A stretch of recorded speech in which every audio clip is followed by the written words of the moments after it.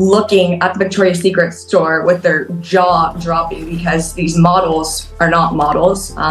They're using unhealthy women now to promote this woke ideology. It's ridiculous. And I mean, we've seen it with the numbers like you were saying before, but I mean, I don't know about you, but I haven't shopped at Victoria's Secret in years, and it used to be one of my favorite stores to obviously purchase lingerie, but it's just really sad. And it's going to be interesting to see if this is going to work now that they're maybe bringing back the angels, but I feel like people have seen what Victoria's Secret has done and they will no longer support it. Bri Teresi has emerged as one of the leading voices against the excesses of woke culture. In a world where free speech is under attack and traditional values are being challenged, she stands firm, calling out the dangers of forced conformity and the erasure of personal beliefs.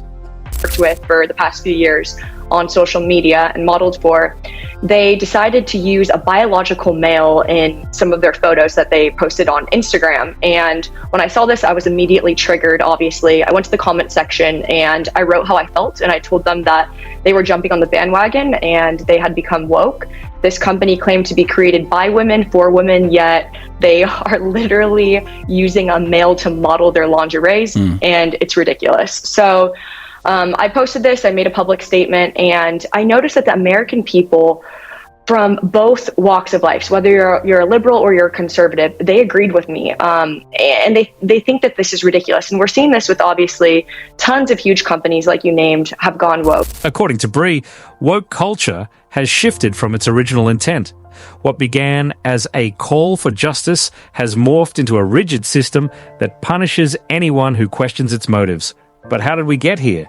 And what are the consequences of this shift? Ready to stand up and fight for Americans, because people need young men, young women to do what's right, because at the end of the day, they're attacking Gen Z. They're not really attacking me or you. They're attacking the younger populations because they're trying to make these people think, like these young, teenagers or kids think that this is all right and this is what we should aspire to be like. We should be getting rid of gender. We should have women not feeling like women. We should have men not feeling like men. And so I'm doing this because I'm fighting for the younger generations. And I know this is what God wants me to be doing. In this part of our conversation, Bri emphasises the importance of free speech. She believes that true progress comes from open debates where differing opinions can be discussed and challenged rather than suppressed. It was like a big family here. Yeah, I've made a lot of really good friends, and everyone has always been so nice and very welcoming. And so I feel like it's like definitely a family. Better. So I love how you said that. And it's crazy. People keep on asking me this, and I believe God. I mean, I'm a woman of faith. I know I pose in swimsuits and lingerie, but I am a woman of faith at the end of the day. And I know God has me here for a reason, and I'm not scared, and I'm not backing down, because I have so much support from my friends and family and people on the internet. Yeah, I'm getting some hate messages too, but I know. For Bri, the erosion of family values is one of the most alarming trends driven by woke culture. She argues that by dismantling the idea of traditional families, we risk losing a critical part of what makes society strong. Their actions will have consequences, and people are fed up. So I love how you were talking about a parallel economy, and I love that even with Blaze. Blaze is now a really large media company, and they have gone against the mainstream news, and we have to do this with brands such as even Tampax. Tampax has gone woke. They've used biological males now in their ads, which is obviously ridiculous. Men do not get periods, and they never will. So we need to support brands that support our values, because at the end of the day, money talks, and the companies we're giving our money to are the ones that are going to flourish.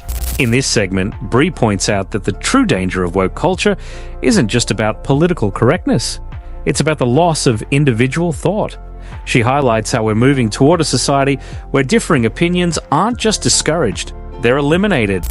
Thank you so much for what you said, but I do want to add one last thing. So Dylan Mulvaney's audience is primarily children, and obviously when he had the Bud Light brand deal, he was posting that for kids. So it makes it very, very clear what their agenda is. Yeah, and the fact that Dylan Mulvaney continues to identify as a girl, not a woman, as a girl, and dressing up like Eloise and all of these other characters, and you know, this is a person who's exploiting a lot. So you can find Bri at Bri Teresi. Bri Teresi's message is clear. Woke culture is a threat to the very values that hold our society together. Whether it's free speech, family, or individuality, these are all worth fighting for. And it's voices like hers that remind us why standing up for what we believe in, no matter how unpopular, is more